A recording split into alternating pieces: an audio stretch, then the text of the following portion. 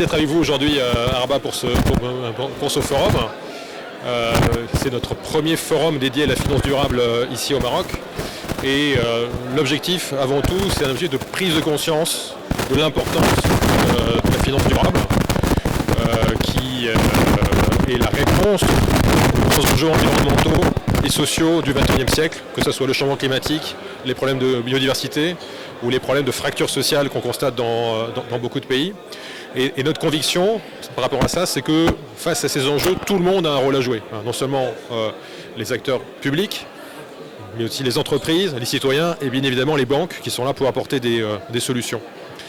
Et on a souhaité faire ce forum au Maroc tout particulièrement parce que d'abord c'est un pays où on est présent historiquement, bien sûr, avec la BMCI et nos autres métiers. Et c'est aussi un pays qui a une stratégie très claire depuis longtemps en matière de développement durable et qui nous paraît important d'encourager pour trouver des solutions ensemble. En tant que grand groupe international, et on est la première banque de l'Union européenne, on se doit d'être exemplaire dans ce domaine. Et donc on a totalement adopté, d'après l'accord de Paris, en fait, des objectifs de réduction de notre empreinte carbone pour atteindre la neutralité carbone à horizon 2050. Donc on a défini avec des experts qui ne sont pas des experts de BNP Paribas une trajectoire et on a défini aussi des engagements immédiats. Parce que certaines banques, elles ont des objectifs à horizon 2040 ou 2030 et donc on dit non, on doit avoir des objectifs concrets maintenant parce qu'ils engagent le management de la banque aujourd'hui et pas nos successeurs ou nos petits-enfants. Et donc on a défini des objectifs à la fois en termes de décarbonation de notre portefeuille de crédit par secteur, parce qu'on pense qu'on doit avoir une stratégie par secteur, et aussi des engagements en termes de volume de financement. Par exemple, on veut avoir au niveau du groupe 150 milliards de crédits durables, 250 milliards d'obligations durables, et aussi 300 milliards d'investissements durables à horizon 2025. Et bien évidemment, la BMCI s'inscrit dans la stratégie du groupe et y participe. Et donc une fraction de ces engagements seront réalisés, ce qu'on souhaite, sur le territoire marocain.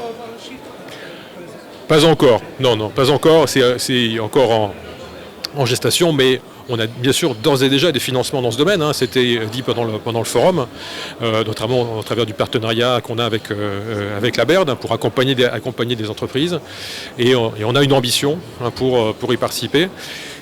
Mais après, cette stratégie qui est valable au niveau du groupe, bien évidemment, elle s'adapte à chacun de nos pays en fonction des priorités nationales. C'est pour ça par exemple, on va parler aujourd'hui non seulement de l'environnement, mais par exemple de la santé, qui nous paraît être un enjeu important ici. Et voilà, on doit faire en sorte d'avoir dans chaque pays un portefeuille de projets qui correspond aux besoins de nos clients et aux besoins de l'économie.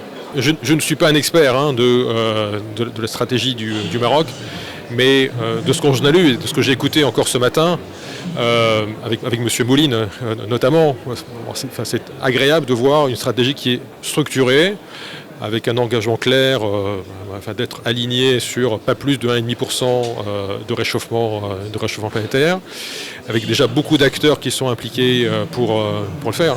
Et donc, comme je vous le disais tout à l'heure, le Maroc est sans doute en Afrique un des pays les plus en avance dans ce domaine, et on souhaite, avec nos réseaux d'experts, on a plusieurs centaines d'experts dans le groupe, dans le monde, dans les différents domaines, des experts très très pointus, pouvoir épauler le Maroc, si nécessaire, épauler nos clients au Maroc.